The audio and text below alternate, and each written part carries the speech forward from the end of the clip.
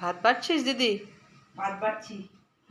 আর আসছি, বেড়ে নে, তারপর তো আসবো। বের করছি তো, চলে আয় চলে আয়। আসবো আসবো, রেডি কর না সব কিছু। আজকে শুধু মাংস ভাত খেলো? আমি তো অন্য কিছু খাবো না, জানি না, আমি জানি, তার জন্য করি না কিছু। চিকেন হলে আমিও কিছু খাই না, দাদাও অন্য কিছু খায় না। তোর জন্য অন্য একটা আইটেম করতে পারতি। করিনি? কেন করতে পারতি? করিনি, সবাই মাংস খাবে, আমি মাংস দিয়ে খাবো। করিনি। ভাতটা নিয়ে নে, আমি ইয়ে করছি, লেবু নিচ্ছি। হ্যাঁ, মাংস দিচ্ছি, লেগ পিস দেবো না? দে যেটা ভালো লাগে। আলু দেয়নি কিন্তু। ঠিক আছে, দারুণ হবে। চিকেনটা দেখেই বোঝা যাচ্ছে।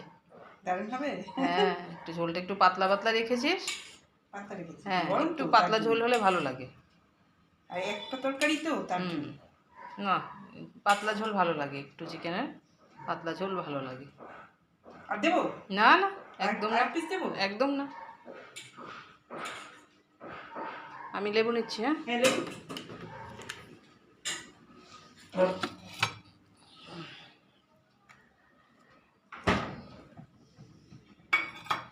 বসে বলো।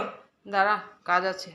কি করবি? নুন নিচ্ছি, নুনের বাটিতে নুন নেই, ও আচ্ছা। কৌটো থেকে নুন নিতে হবে।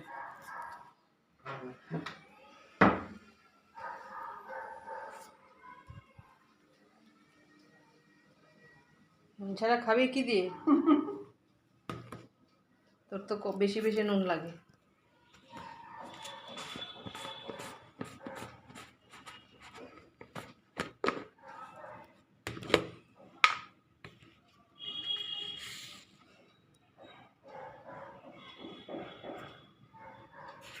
কাঁচা নুন খাওয়া কিন্তু ভালো না, জেনে শুনে আমরা খাই।